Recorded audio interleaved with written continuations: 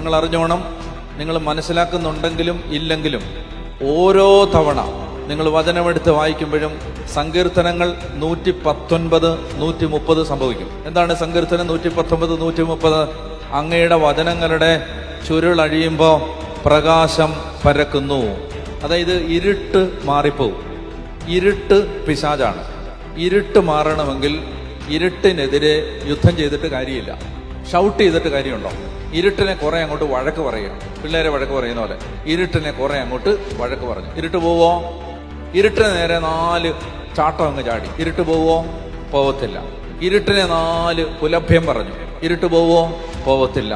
ഇരുട്ട് പോകണമെങ്കിൽ വെളിച്ചം കത്തിക്കണം, ഒരു ലൈറ്റ് ഇടണം, സ്വിച്ച് ഓൺ ചെയ്യണം, ഒരു മെഴുകുതിരി കത്തിക്കണം, ഒരു ടോർച്ച് അടിക്കണം. ഇങ്ങനെ ഇരുട്ട് പോകത്തുള്ളൂ. പ്രകാശം പരക്കാതെ അന്ധകാരം പോകത്തില്ല. നിങ്ങൾ അറിഞ്ഞോണം. അല്ലാതെ എന്തുമാത്രം മസിൽ പവർ കാണിച്ചാലും പൈശാചിക ഇരുട്ട് വീട്ടിൽ നിന്ന് മാറത്തില്ല. അത് മാറണമെങ്കിൽ പ്രകാശം കയറണം. പ്രകാശം കയറണമെങ്കിൽ വചനം പറയുകയാണ്, അങ്ങയുടെ വചനത്തിന്റെ ചുരുള് അഴിയണം. അടച്ചു വച്ച നിന്റെ ബൈബിൾ തുറന്ന് വായിക്കാൻ തുടങ്ങുന്ന നിമിഷം മുതൽ നിന്റെ തല വരെ മാറും. ഞാൻ കണ്ടിട്ടുള്ള അത്ഭുതങ്ങൾ 1, 2 അല്ല. ഈ